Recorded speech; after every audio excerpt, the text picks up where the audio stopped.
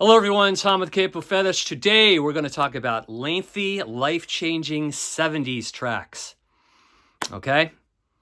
So here we go. I'm going to start off here with pretty much a song that was the catalyst for this subject.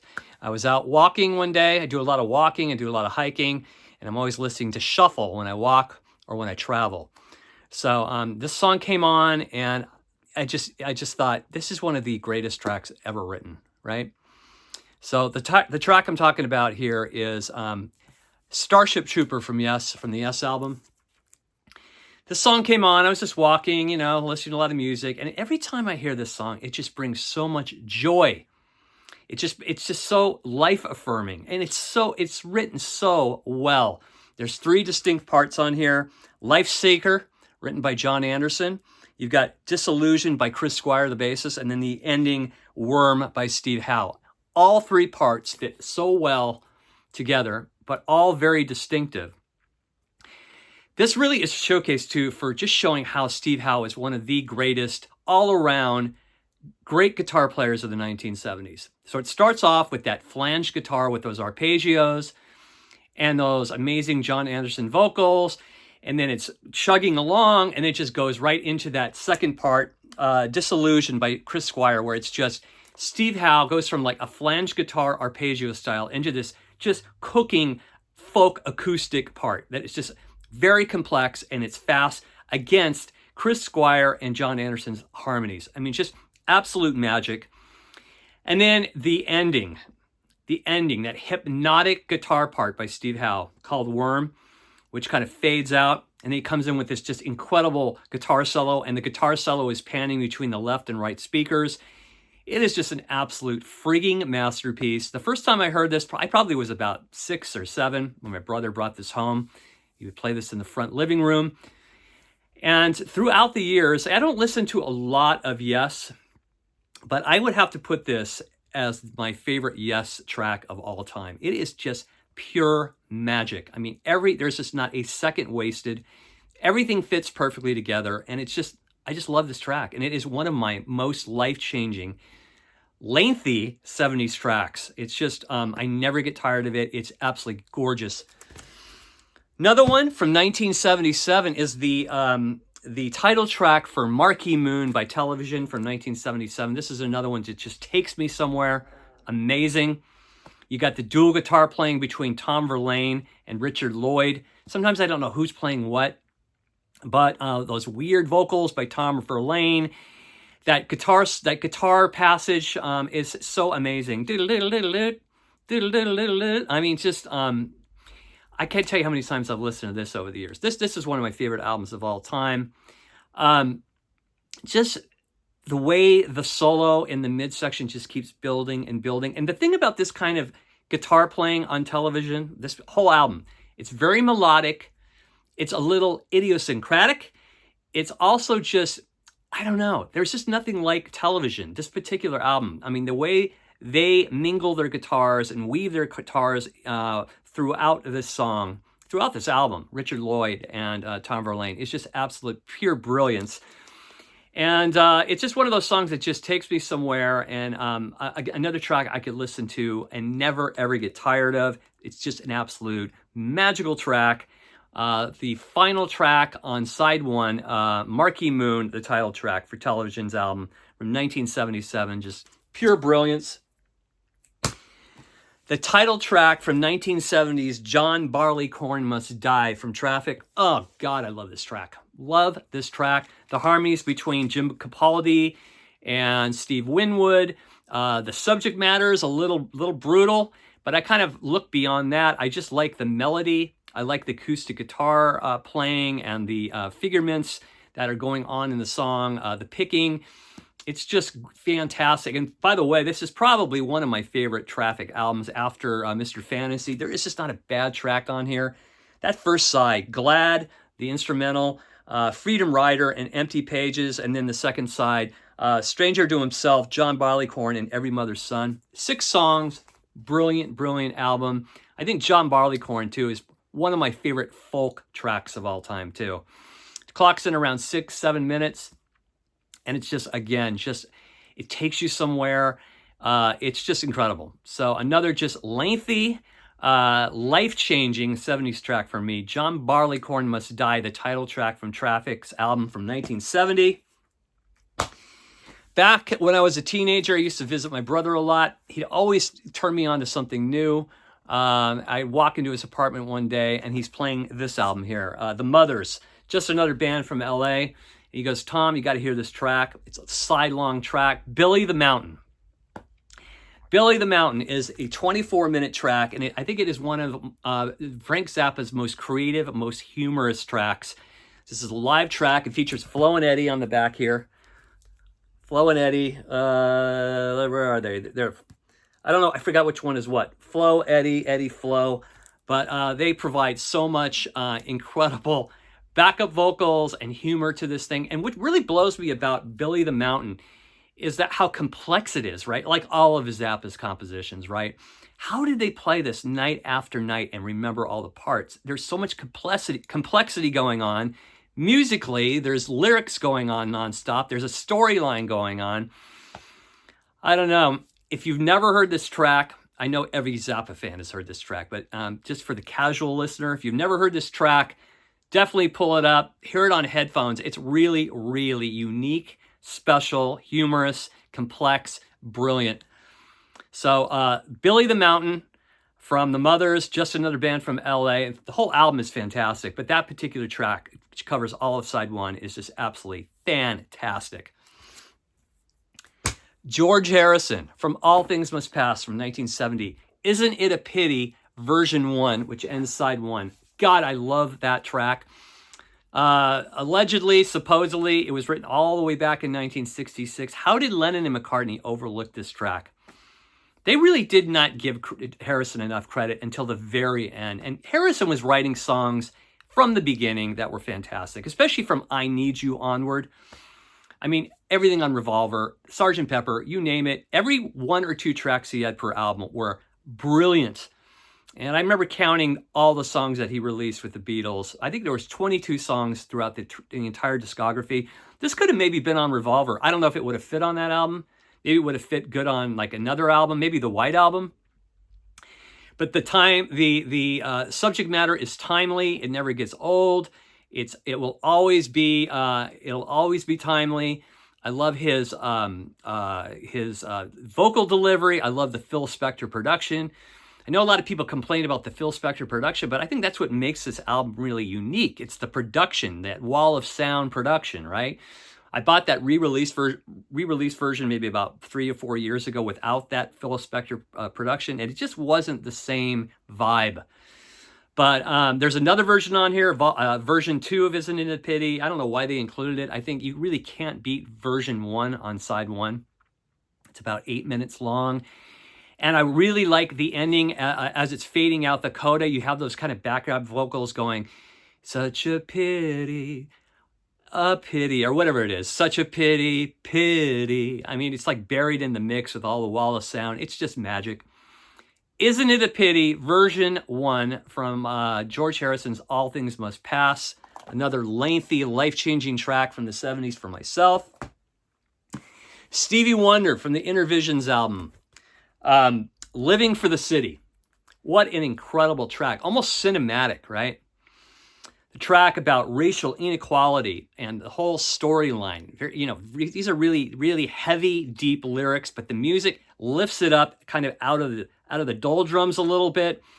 There's that midsection where the guy gets off the bus in New York City, and then he's arrested, and he's put in jail. I mean, it's just a real cinematic an experience to listen to. When I saw Stevie Wonder at the Santa Barbara Bowl maybe about 15 years ago, he did almost this entire album. It was one of the longest shows I've ever seen, and he was just nailing it. Song after song after song of great stuff like from this and Talking Book and songs from The Key of Life. But this was one of the highlights of the show. He had just like these amazing backup singers and the best musicians playing with him. What I really love about this track are the backup vocals, you know, la da da la la la la, you know, that whole part.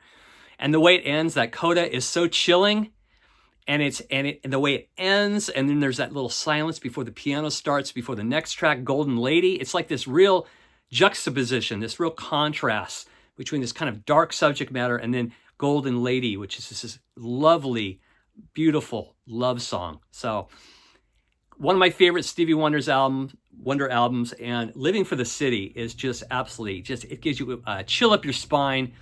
One of his greatest monumental tracks, Living for the City off Intervisions from Stevie Wonder. I've heard this song a bazillion times. It doesn't matter. I never get tired of it. There is something so immediate about it and earnest. I'm talking about LA Woman by The Doors. I never get tired of this track. That midsection where it breaks down and he's doing the Mr. Mojo Rising part and it builds up and Densmore is kicking and he's pushing and it's getting to that point of like orgasm. It's fantastic. Morrison's voice is absolutely wrecked, but I think it really plays a major part in this song. He sounds like an old blues man. Ray Manzarek's keyboard parts are perfect as always. Robbie Krieger's fluid guitar lines, always just perfect. The Doors, I mean, for me as a band, they were one of the most incredible ensemble bands. They really had a simpatico going with each other. I mean, you couldn't have one without the other. When I think of the Doors, I mean, apart from the Morrison myth, if you just look at the Doors as a band, they were absolutely frigging brilliant. What they brought to every song and album. I mean, they just had it. They just had it, right? And LA Woman is no exception. It's just an absolute masterpiece. And there's so many great songs in this album. And this is one of the greatest last albums by a band. This is a original first pressing, if you can believe it. I bought it at a Rhino Records store parking lot sale. Back in the 80s and 90s, Rhino Records had these annual record store parking lot sales where they would sell records for 23 cents. Now, this is when records were going out and CDs were coming in. Everybody wanted to get rid of their albums because they wanted CDs. I ended up getting this for 23 cents. It's in decent condition. Here's the original cover. I was like, wow, when I saw this, right? Someone actually got rid of this.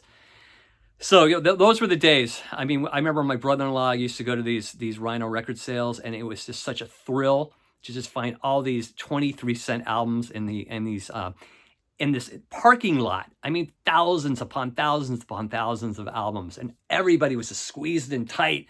People were stinking because it was so hot, but you just had to get through these records and find your deal and find your picks.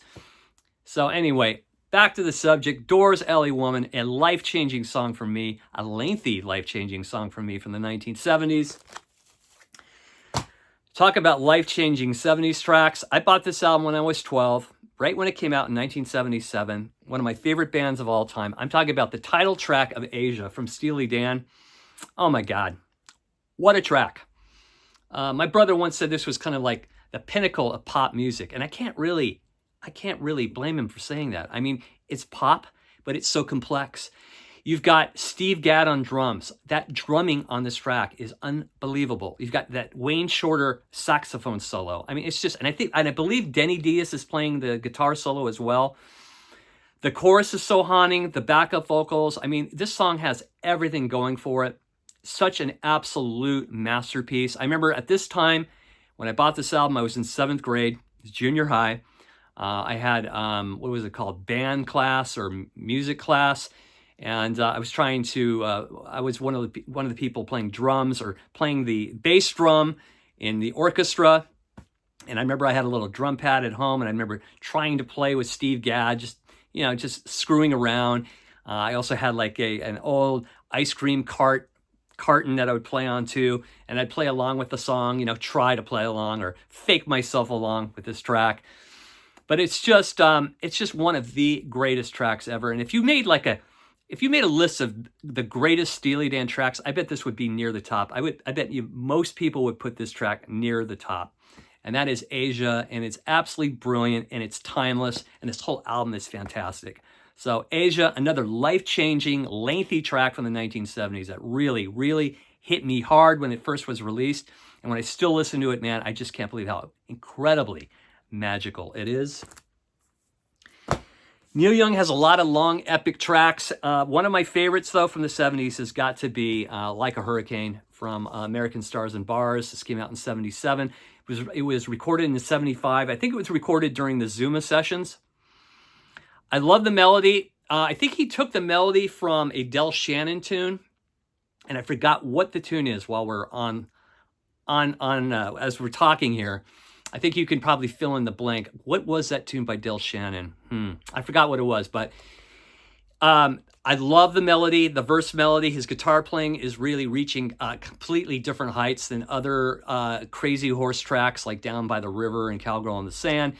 He is just making that guitar squeal with the tremolo bar, coming up with these incredible sounds. The live version of on Rust Never Sleeps, or Live Rust, is also equally as good. I think it's just magical. Another just great, life-changing 70s epic track for me is Like a Hurricane from Neil Young from American Stars and Bars from 1977.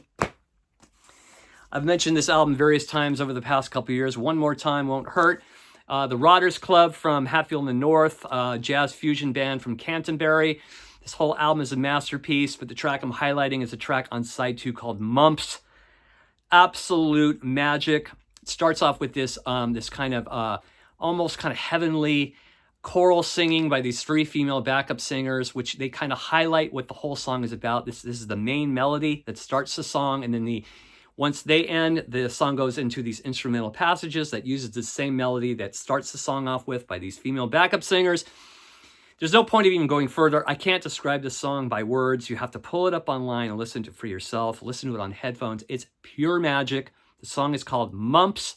It's about a 20-minute song, and it is life-changing. I still listen to this song quite a bit. And when I'm down in the dumps or having a bad day or whatever, this song lifts me up.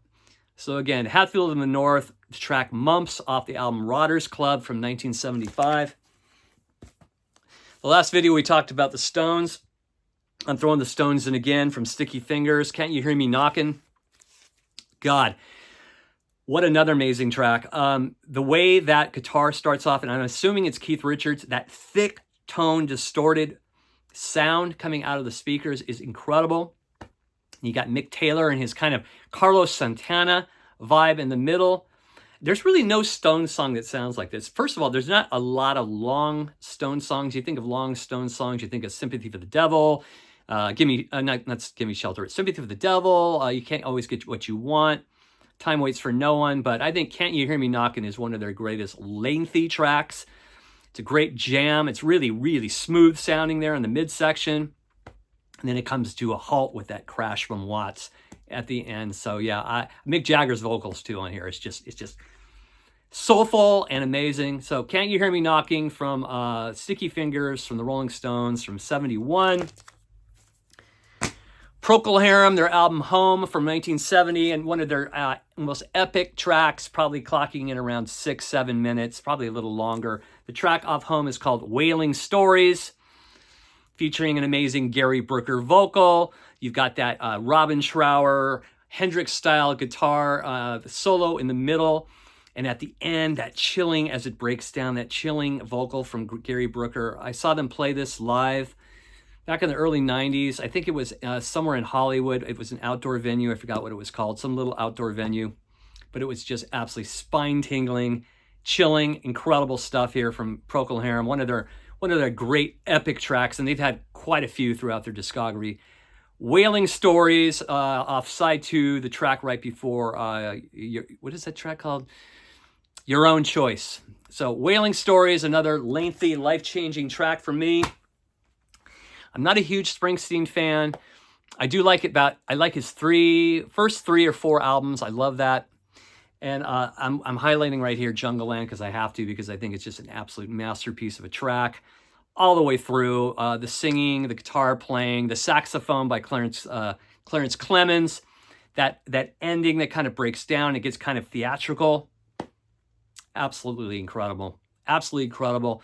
So I can see why this album was really hyped up when it was released. I mean, it really is a fantastic album. I mean, Born to Run has been played to death, Thunder Road, but some of those deep tracks, like Meet Across the River, She's the One, 10th Avenue Freeze Out is fantastic, but for me, the highlight is the end of the album, Jungle Land, pure magic.